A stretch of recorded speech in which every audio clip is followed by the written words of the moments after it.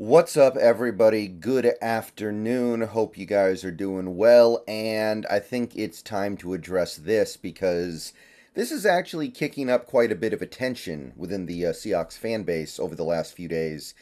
And it's worth talking about. It's at the very least worth discussing. DJ Fluker. Yeah, we're going to talk about DJ Fluker here. He's been trying to make an NFL comeback recently. It seems like he's worked himself into pretty good shape.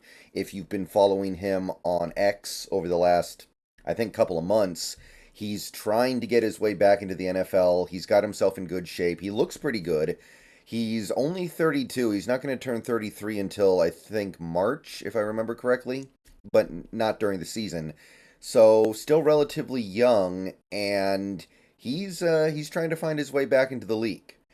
And one of the teams that he's been trying to get the attention of is the Seattle Seahawks, and it kind of makes sense why. He used to play for the Seahawks, and maybe the most important thing here is the Seahawks have a lot of issues on their offensive line in terms of injuries.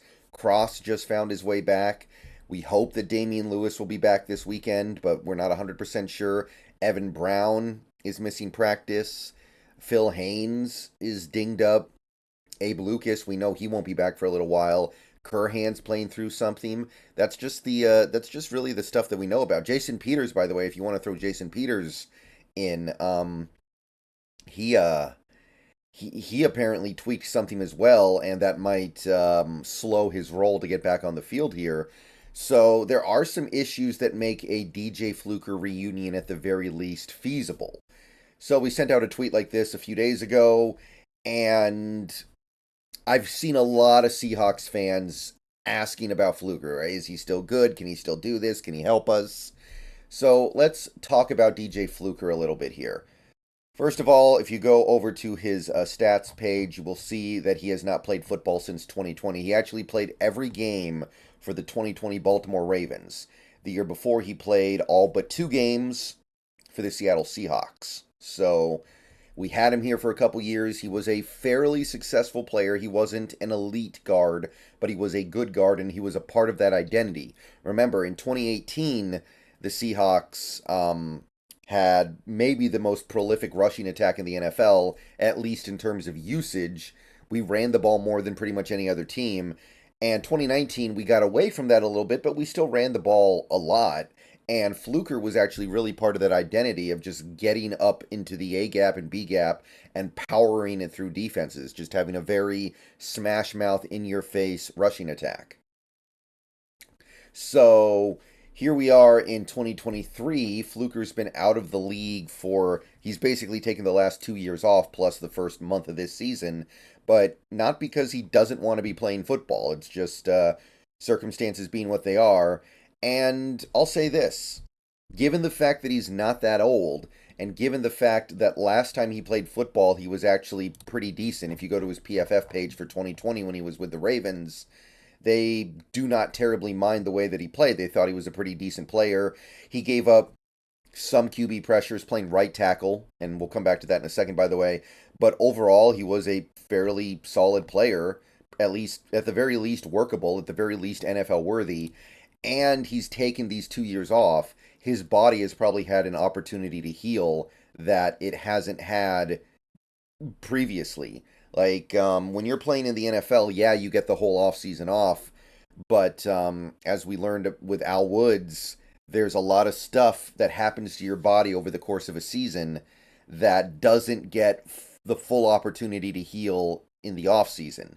Al Woods took basically a year off because of COVID, and he came back that next year with a vengeance, and he said it was because my body had the opportunity to fully heal. So it's very possible that DJ Fluker has something left in the tank. Now, last time he played football at all in the NFL, he was playing right tackle for the Ravens.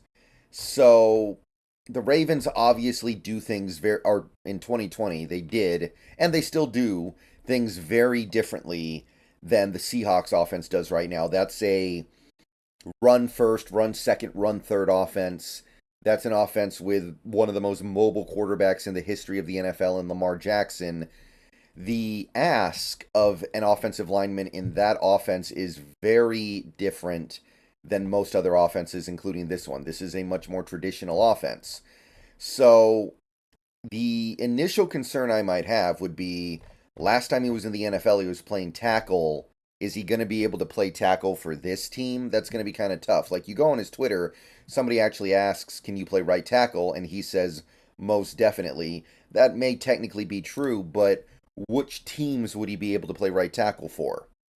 Maybe the right kind of team would be able to have him out there because they need more run blocking and yet less pass protection from their right tackle. But this Seahawks team that is built to throw the ball, is this necessarily a solution to the problem? Remember, the problem that most people have with Krivoshein is not that he's just terrible, it's that he's pretty terrible at pass protection. So if you bring in DJ Fluker and he's giving you run blocking first, what's the difference? I guess the difference would be that Fluker would be healthy and Krivoshein right now is clearly not. But you're still going to end up with a player who is somewhat one-dimensional in theory, right? You're talking about a player who, he's a run blocker. He was a run blocker when he played inside, and you move him outside, he's definitely going to be more of a run blocker than a pass protector. So if he's going to go out there and Gino's still going to be getting hit a lot, it seems like you're just having basically the same problem that made you want to move off of Krivoshein in the first place. So that's my first thing. If you're looking at DJ Fluker, I'm not really looking at him as a tackle. I'm looking at him as a guard. That's where he played when he was here, and he played relatively well. Not great, not anything over the top, but he fit our identity on offense, and he did a lot of good things. If he came here, given the fact that he's been out of the league for a couple years, given the fact that he's a bigger guy anyway, and given the fact that I do feel like he's probably better served to play guard in a traditional offense, I would want him at guard. And given the way that he plays, he's more of a right guard than a left guard, right? So right now, our right guard is Phil Haynes. He's played really well this year. When Phil Haynes is out, Anthony Bradford's in. Anthony Bradford's played pretty well this year. And I think that most Seahawks fans would say that if there's an opportunity to get Bradford on the field, we should do it because he's showing real promise and he's developing really well. So I don't know if this is the right solution for the Seahawks because what DJ Fluker probably has to offer, I'm not sure we need. If we need something, it's probably a left guard. And DJ Fluker, I don't know if his skill set makes a lot of sense for the left guard spot where you're going to need more pass protection. Now, this becomes more interesting if Haynes and Bradford are both injured in a way that is inhibiting their ability to play because we know Haynes is coming off an injury. We know Haynes was playing injured on Sunday and it affected him, just like playing out of position affected him. And we also know that Bradford did get dinged up against the Panthers. Now, he didn't miss any games because of getting dinged up, but we do know that there's something there that is less than 100%. And if that is affecting him dramatically, then maybe bringing in a guy like DJ Fluker just in case, or maybe even to be rotational, or maybe even to just straight up play for a game or two while Bradford gets and Haynes get completely right, maybe so.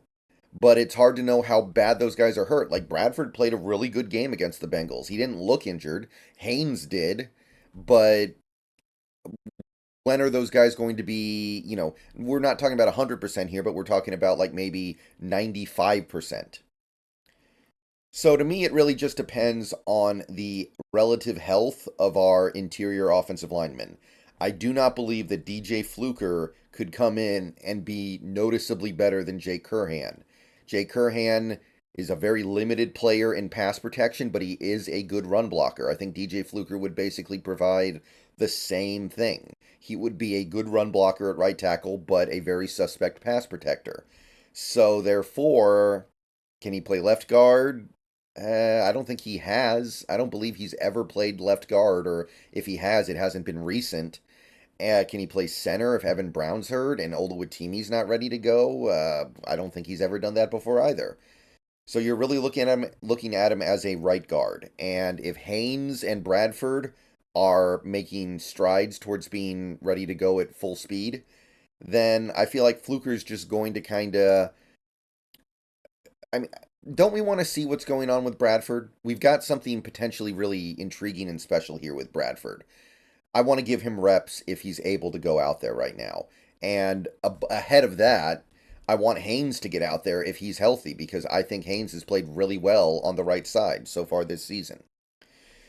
So yeah, those are my thoughts on the DJ Fluker thing. I'm not against it. I do believe he could help our depth, but I don't believe he's going to be a savior either, unfortunately.